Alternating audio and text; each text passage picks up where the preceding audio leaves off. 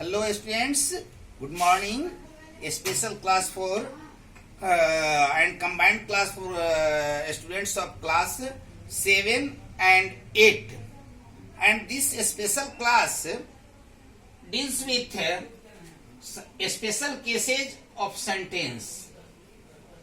In traditional grammar and in initial classes, you have already discussed about what is a sentence and what are main kinds of sentence.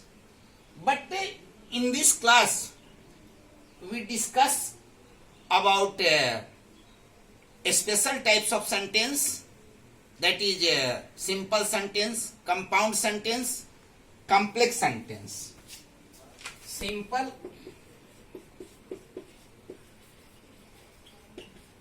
sentence, compound sentence, and complex sentence. For advanced study, we also know about simple sentence, compound sentence, and complex sentence. But one thing is special regarding these sentences, that to understand clearly these sentences, we should know something special. And what are special? That is clause and phrase.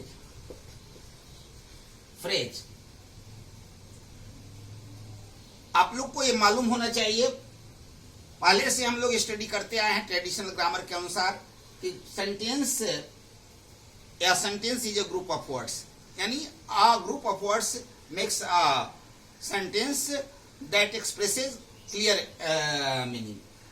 But group of words don't make sentence only.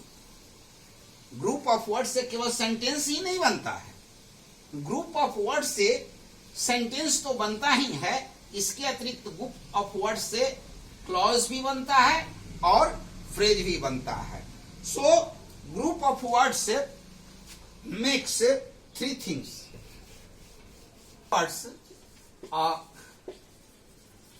group of words makes first a sentence, a clause, and third a phrase. यानी group of words in English grammar makes a sentence, a clause and a phrase. You have already studied what is a sentence, and I think it's need not to explain this in details. But what is a clause, this should be clearly clarified. Clause क्या है, इसको स्पष्ट रूप से समझ लेना है. तो क्लॉज भी एक सेंटेंस ही होता है. As you know that in a sentence there is a subject, there is a verb, there is object और complement, and there are two parts of sentence, subject and predicate. In sentence there must be a finite verb, यानी without verb you can't imagine about a sentence. Sentence में एक subject होता है, verb होता है, चाहे वो फाइनाइट वर्ब हो, नॉन फाइनाइट वर्ब हो, what sorts of verb, auxiliary verb हो, प्रिंसिपल वर्ब हो, लेकिन सेंटेंस में वर्ब होता है. ऑब्जेक्ट भी होता है, मे बी और not may be. Complement may be, not may be. Complement भी होता है, न भी हो सकता है. क्लॉज में भी वही चीज है. क्लॉज में भी वही चीज है. क्लॉज भी एक तरह का सेंटेंस है, कंप्लीट सेंटेंस है और कंप्लीट मीनिंग एक्सप्रेस करता है. इसमें भी एक सब्जेक्ट होता है, एक वर्ब होता है. सब्जेक्ट के अनुसार वर्ब होता है, ऑब्जेक्ट भी हो सकता है, कंप्लीमेंट भी हो सकता है. जैसे आप एग्जाम्पल देख सकते हो,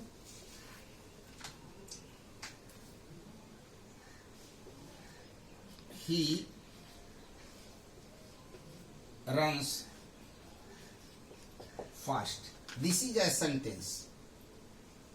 The sentence is made up of 3 words. He runs fast. He subject, runs verb, fast adverb. So this is a sentence. Next thing.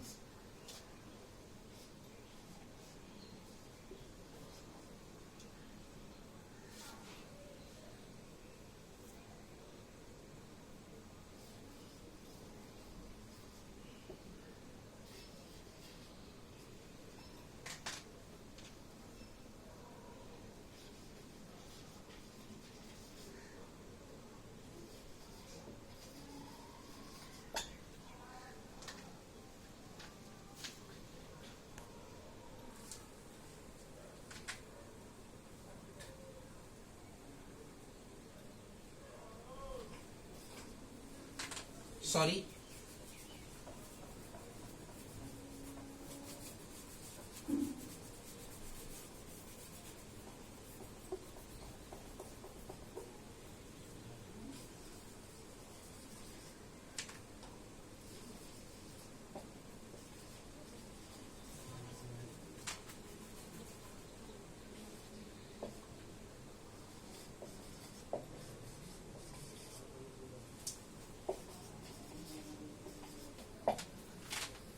इस सेंटेंस को आप ध्यान से देखेंगे.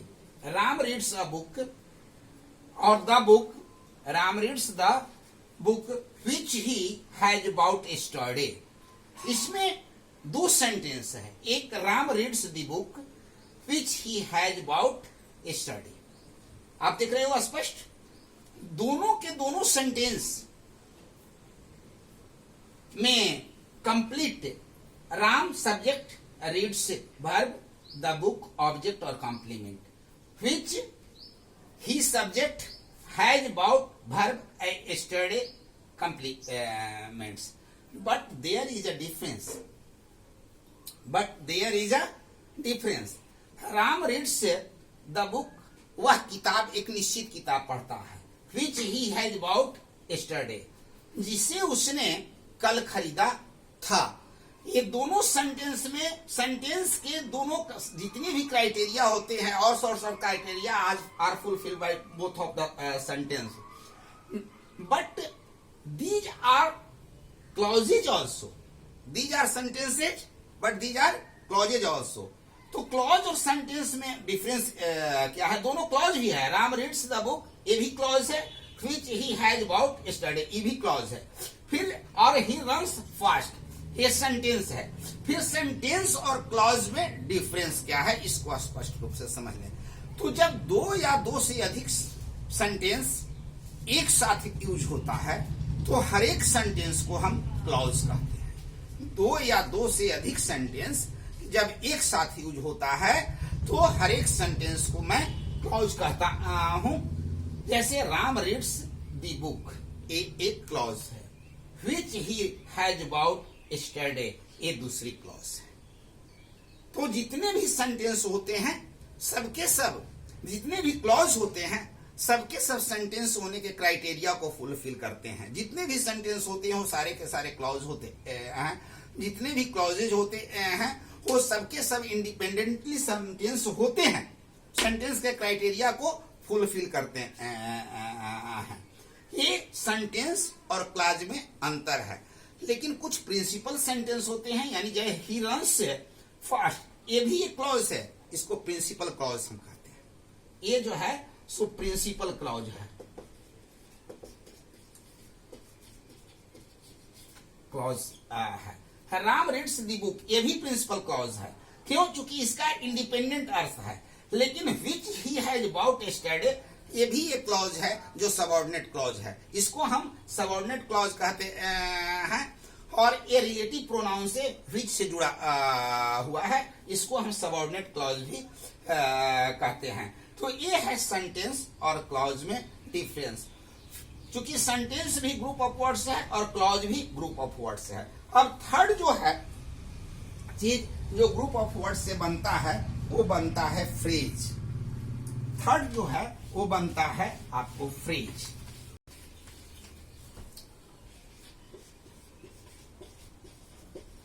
फ्रेज और phrase is a group of words. ये भी एक ग्रुप ऑफ वर्ड्स है, लेकिन इससे इसका मीनिंग भी निकलता है। इसका एक मीनिंग भी, स्पेशल मीनिंग भी होता है, बट इसमें कोई वर्ब नहीं होता है, ये सेंटेंस नहीं होता है। जैसे he is reading in the room.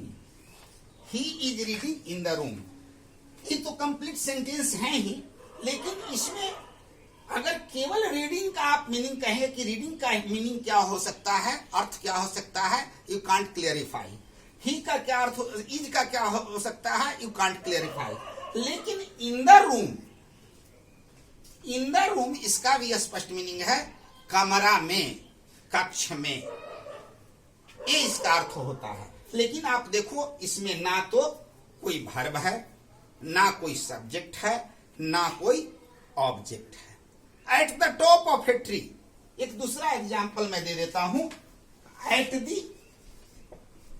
The top of a tree, ये भी ग्रुप ऑफ वर्ड्स है और इसका भी अर्थ निकलता है। वो अर्थ है वृक्ष के, एक वृक्ष के शिखर पर, ये उसका अर्थ है। आप स्पष्ट समझ रहे हो। लेकिन इसमें ना तो सब्जेक्ट है, ना कोई ऑब्जेक्ट है। तो ऐसे ग्रुप ऑफ वर्ड्स जिनका क्लियर मीनिंग तो होता है, लेकिन ना तो उनका कोई सब्जेक्ट होता है, ना उनका कोई ऑब्जेक्ट होता है, ऐसे ग्रुप ऑफ वर्ड्स को हम फ्रेज कहते हैं। कहने का अर्थ है कि group of words makes three things, a sentence, a clause and phrase. और इसकी चर्चा मैं इसलिए कर रहा हूं कि आगे जो स्पेशल टॉपिक मैं पढ़ाऊंगा, सिंपल सेंटेंस और प्रिंसिपल सेंटेंस और मेन सेंटेंस और ये कंपाउंड सेंटेंस, कॉम्प्लेक्स सेंटेंस, तो ये जो सेंटेंस का नया क्लासिफिकेशन है ट्रेडिशनल ग्रामर से हटकर, जिसने आपने पढ़ा होगा काइंड्स ऑफ सेंटेंस में, assertive sentence, interrogative sentence, imperative sentence, optative sentence, exclamative sentence, उससे हटकर करके एडवांस स्टडी के लिए आपको जो कंपाउंड सेंटेंस, कॉम्प्लेक्स सेंटेंस और सिंपल सेंटेंस पढ़नी है, उसके लिए ये चीज क्लियर करना बहुत जरूरी था। नेक्स्ट क्लास में हम सिंपल सेंटेंस किसको कहते हैं, कंपाउंड सेंटेंस किसको कहते हैं, कॉम्प्लेक्स सेंटेंस किसको कहते हैं, इसकी पढ़ाई अगले वीडियो में मैं करूंगा। धन्यवाद।